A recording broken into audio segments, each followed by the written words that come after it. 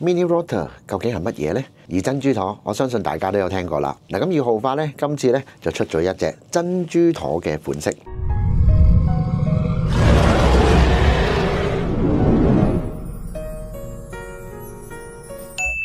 Hello， 歡迎收睇我哋今集嘅國潮 Channel。咁今日咧就想同大家介紹下呢一個豪發最新推出嘅珍珠陀自動上鏈嘅手錶啦。咁平時有玩開機械錶嘅你哋咧，我相信應該大家都有聽過呢一個名，咁啊叫做呢個珍珠陀嘅機芯。不過小弟咧其實喺近年咧先至認識到咩叫做珍珠陀呢一個機芯。正所謂就係學海無涯，咁而今次咧又點唔可以同大家分享下呢一隻手錶啊？而珍珠陀咧多數都出現喺一啲比較高價位嘅機械錶上邊。咁啊，因為呢一個製作嘅過程咧，同埋呢個成本咧，亦都係比較高嘅。而今次咧，豪發就係突破咗自己嘅呢一個製錶技術啦，推出咗呢一款有日曆、有月相功能嘅一個珍珠陀自動上鏈嘅手錶。咁如果大家係想了解呢一個豪發珍珠陀嘅手錶嘅話咧，咁啊記得睇埋落去，同埋研究分享下啦。咁其實珍珠陀咧喺上世紀50年代瑞士已經有出現過嘅。咁啊，當其時嘅呢個技術水平咧，就係想做出一啲比較輕身啦、薄型，減少手錶嘅重量，變得更輕身，所以咧呢一個珍珠陀嘅尺寸咧就會比平時嘅自動錶陀咧就嚟得細啲，咁啊喺上邊嘅呢個打磨裝飾咧就更加有難度啦。咁啊，但係又可以提高咗呢一個美學嘅價值啦，同埋呢一個高端腕錶嘅市場。嗱，咁而我今次所介紹嘅呢一款豪發嘅手錶咧，個風格上邊咧就帶啲斯文啦、簡約嘅呢一個路線。咁啊，首先唔知道大家有冇發現錶盤嘅1至2點位置品牌 logo 下邊咧寫住呢一個 Mini Rotor 或者係叫做珍珠陀，即係佢嘅呢一個自動陀，比起一般嘅自動機械錶嘅錶陀咧就更加迷你。咁亦都係呢一隻手錶最大嘅特色。而今日咧，我哋就由呢一個錶底咧就開始講起。咁我哋首先反轉呢一隻手錶，可以見到自動陀只係佔據咗呢一個錶底嘅1/3。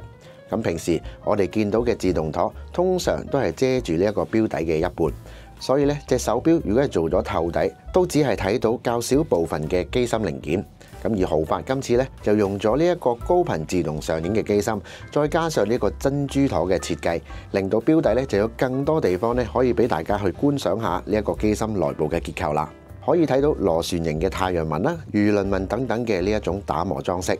之後我哋再反翻去正面，咁我哋再睇下呢一個錶盤嘅佈局同埋呢個功能。咁而錶殼呢，就係用咗316L 嘅精鋼，直徑38mm，厚度12mm。喺而家玩機械錶嚟講呢，屬於一個黃金嘅尺寸。咁首先錶盤刻有呢一個細緻嘅波浪紋，咁要好近咁去望呢，先見到呢一個精緻度。咁啊，另外5點位置咧係一個小秒盤，7點位置就係呢個日曆同埋月相功能盤。透過呢一個小小嘅月相窗口咧，就可以睇到呢一隻手錶裡面嘅月圓月缺嘅日子啦。喺11點位就有一個12小時嘅顯示盤。咁啊，除咗平時可以喺大錶盤裏邊睇時間之外咧，咁亦都可以喺呢一個小小嘅弧形嘅錶盤裏邊咧睇時間嘅。錶頸方面咧就係用咗藍寶石水晶玻璃，而錶盤嘅刻度咧就加入咗呢一個夜光嘅顯示。錶帶方面啦就係用咗2種唔同嘅物料，咁正面咧就係呢一個啡色嘅真皮，而背部咧就係呢個橡膠帶。同時戴上手嘅時候咧都兼顧到呢一個舒適度啦，同埋成隻手錶咧都係一個好斯文嘅感覺。如果大家對以上所介紹嘅呢一款豪發嘅珍珠陀自動上鏈手錶感興趣嘅話咧，不妨去翻我哋嘅門市佐敦裕華過貨嘅中華國錶詢問翻有關嘅詳情。咁如果係喺網上嘅朋友咧，或者喺外國嘅朋友 click 翻條 link， 咁你就可以上去購買翻或者係選擇翻你自己心水嘅手錶。咁澳門嘅朋友不妨去翻我哋嘅呢一個羅尼路馬路嗰邊有間希三嘅手錶專門店，咁裏邊咧亦都有我哋嘅中華國錶啦、國潮嘅呢一個銷售點。好啦，咁又係時候同大家講再見啦，記得 subscribe、comment、like and share。臨走之前咧，撳翻個鐘仔，當我哋 update 最新嘅資訊嘅時候咧，你又收到最新嘅消息。好啦，又係時候同大家講再見，拜。